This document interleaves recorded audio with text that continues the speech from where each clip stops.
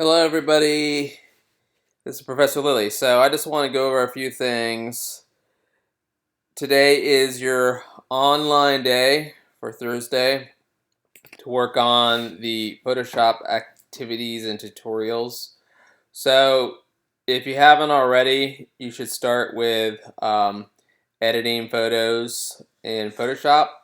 Um, and remember, you have five activities or five files that need to be included in your zip file that you need to submit by Tuesday morning, and they are the the last part of it is the three profile photos of you optimized for the web, right? And we went over some of that in class, but it was pretty fast, so you should go through and watch editing photos in Photoshop, and this will also give you just more familiarity with the basic setup of Photoshop and basic things you can do with photos, and it goes beyond just cropping and resizing.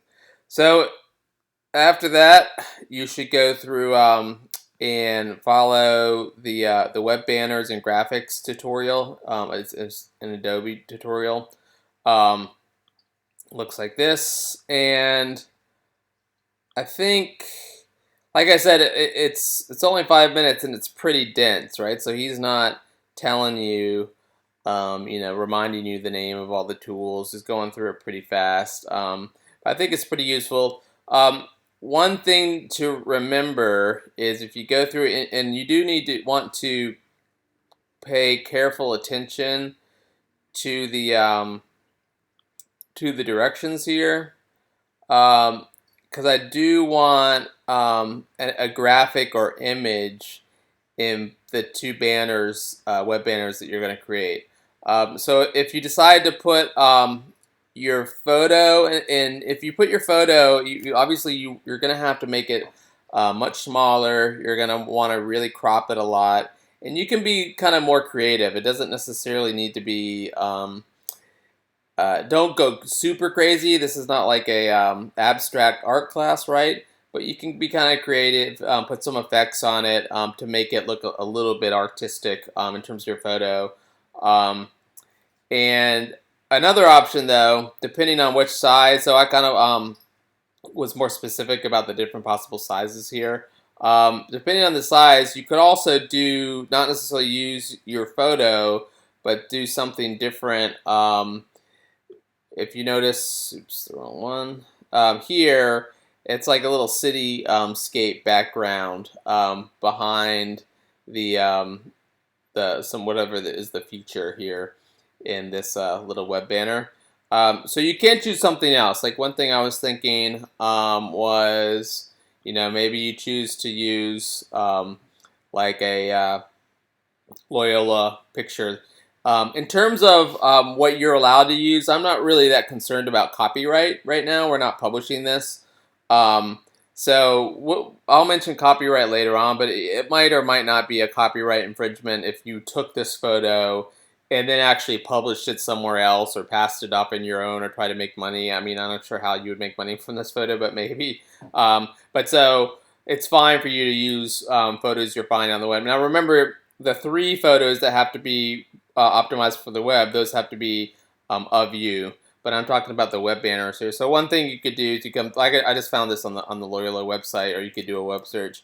You come through here and hit Control or left click and go to Copy Image. And in Photoshop, if you have something in your cache, then if you go to File, New, it'll instantly recognize, okay, something's in the cache, and so this person probably wants that there. Also notice that you can change the background color, and I'll talk about that in a second. So you can start with transparent or white. Remember, if you're going to make this a GIF, then I'm sorry, a JPEG, then you can't have a transparent. I mean, you could start with a transparent background, but when you go ahead and save it for web, it's going to turn that background to white. So transparent. You can start with that. You could change the background to black or something, but it instantly recognizes, okay, this is coming from the web. So the resolution is 72, and here are the parameters. So that photo I just copied, I'm gonna hit OK, and I'm just gonna go to Edit, Paste. You should be using your shortcuts at this point, but that would just be Command V would be paste. I like to have the navigator up here. It's just one of the layers that you would find, so layer navigator. Just because I can see if it's, okay, this is 100% here, so that's what size it would look. Now granted, you know, on a web page, you can make the web page bigger or smaller. Responsive websites sometimes will do that as well, but I can kind of zoom in if I want to see it better.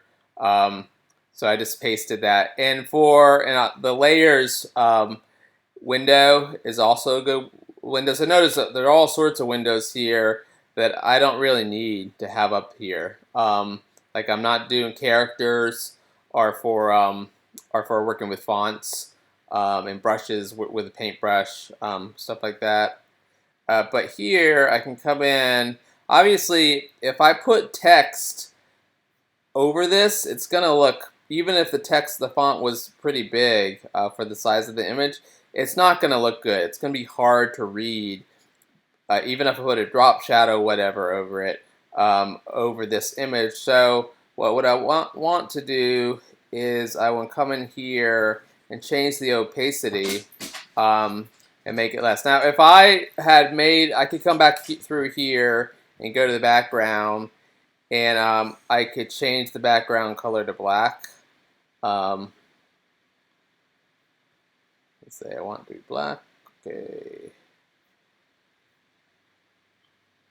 I can use the paint bucket.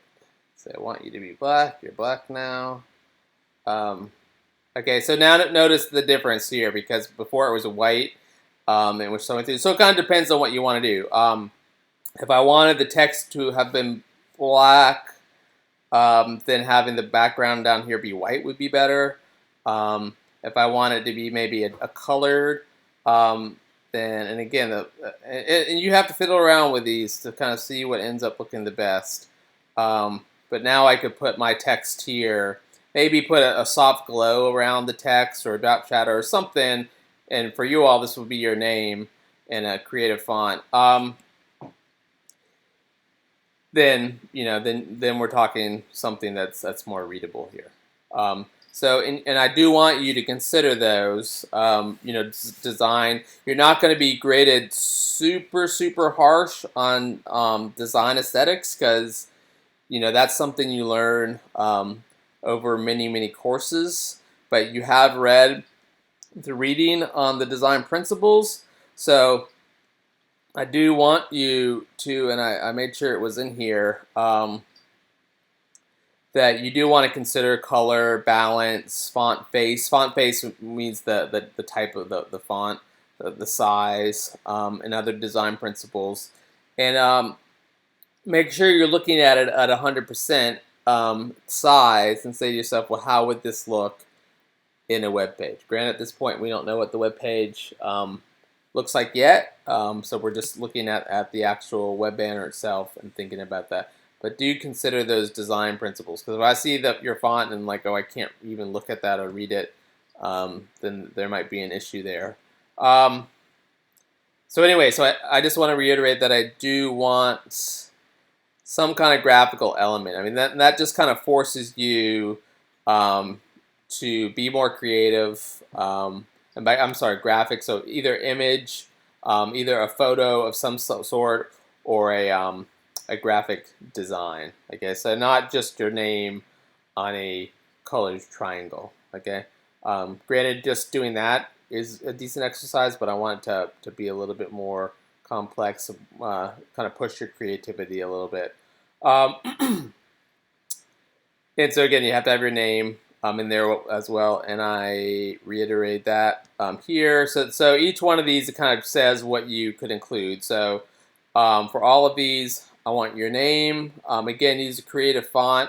The first initially of each of your name could be way bigger. play around with some of the effects for layers and with the fonts.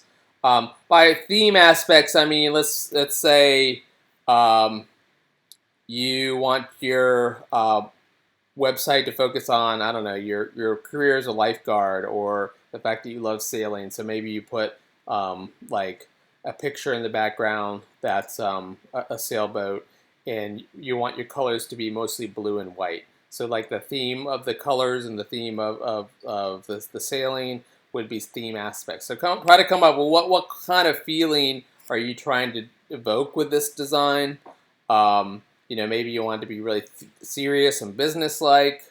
Maybe you want it to be very creative and whimsical. Think about what kind of theme you're trying to, or feeling you're trying to evoke. Uh, and you can think about, in general, I haven't talked about this, but as you are in this class and just browsing the web for your other classes, or for your personal hobbies, whatever, try to take more note, pay more attention to how websites are designed to evoke a theme. Like with the Loyola website, you have lots of photos of students in the quad, students doing scholarly type stuff, right? So, they're trying to evoke a theme of a sense of feeling of college and of growth and of knowledge and things like that, is what they're trying to push there. Obviously, you'll also have with the Loyola website brand aspects. So you'll have a lot of green, a lot of with the Greyhound and things like that. And we'll push more into issues of brand later on in this semester, including with the next assignment for next week with Illustrator, when you'll be making a logo and a favicon. Okay. Remember, and just to reiterate, so if you're kind of struggling with Photoshop, the link right here, okay, this is what I showed in class on Tuesday. And so here you have the link that I made it. Made sure it was the first link. So Photoshop Basics is the tutorial on lynda.com. So if you're already logged in here in Moodle, you should be able to click right on this and be able to recognize you're from Loyola and be able to start watching it for free. And it just goes like kind of more step by step, like what are all these different tools doing, and what are the different menus, and it has some activities, and it is longer. So I mean, it's up to you if you want to go through that whole tutorial, but it definitely is more kind of at a slower pace. Or some of you might appreciate that a little bit more than the other tutorials that are kind of get more right into it. So that link is inside here with those other links from Tuesday. And again, so start here with the photo editing, then go to the activity. And this activity is just designed to show you an example. Okay, how do I make a web banner? And again, your web banner obviously should be different. And the summary for the activity is here. Okay, so 2 of these banners. So choose either 2 of these sizes, and you can start by. It's pretty simple.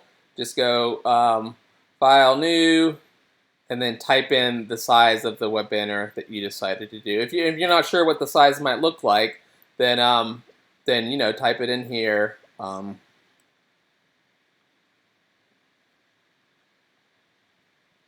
see, like 250 by 250.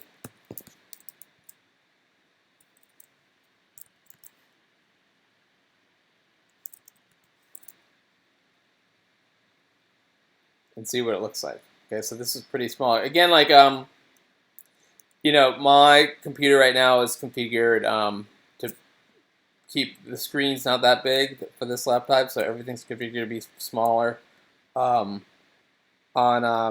you're looking at a website that had this banner on a mobile phone, it might feel a little bit bigger. And then you can start from there. So you need 2 of these, and like I said before, you might want to choose one and then convert it. But you could even have two that look very different. It's fine with me. They don't have to be similar. You can be creative. Create one that has, you're trying for one type of look, and another you're trying for another. Then you have your three profile photos that are optimized for the web, and which means they definitely need to be either 72 or 96 DPI, and cropped, optimized, exported into a JPEG file, and then all five of these, put it in a folder and compress it. If it's on your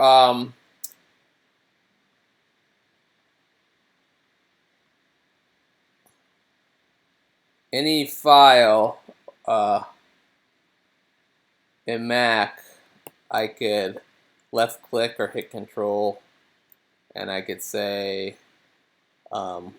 compress. Okay, so compress digital tools, and that would create a zip file. Okay, so when it says compress, and this is the same in Windows, compress. Some Windows machines even say you would left click and it says, zip them. Okay, so the term compress and zip are the same. So it would create a zip file that you can then click in here.